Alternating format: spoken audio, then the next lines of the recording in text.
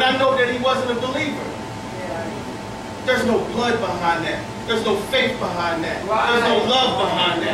God does not deal in business. He deals in hope, he deals in faith, and he deals in love. Amen? If he does not, if there is no hope, if there is no expectations, how can you receive? If there is no faith, how can you receive? Right? If there is no love, how can you receive? Because what you have to understand is that hope, faith, and love give you endurance. It gives you endurance to receive the promise, right? You got to have some endurance because everything's not a microwave for God, right?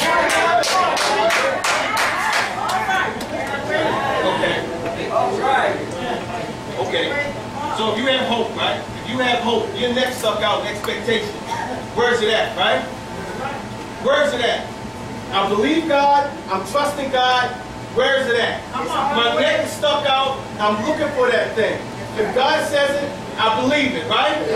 Okay, so then hope is the avenue to faith, right? So if hope is the avenue to faith, if hope is the avenue to faith, hope and faith keep the fire burning, amen? Hope and faith keep the fire burning, no matter what it looks like, right? No matter what's going on, no matter the circumstances.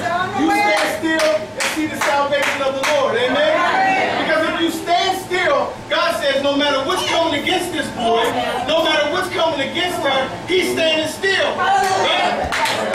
Because the first thing that happens is, what you have to understand, all that's in the world is the lust of the eyes, the lust of the flesh, and the pride of life, right? That's all the three things that pull us away from God.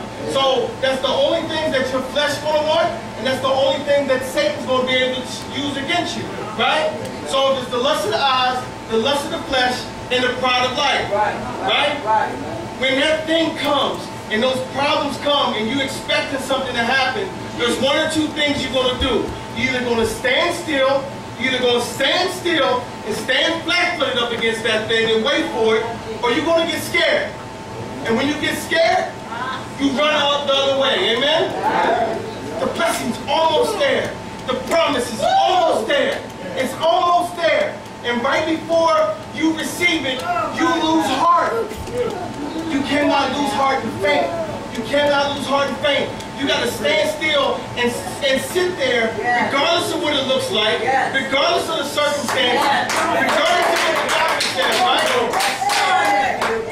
Because the world's going to tell you one thing, but God's going to speak something completely different.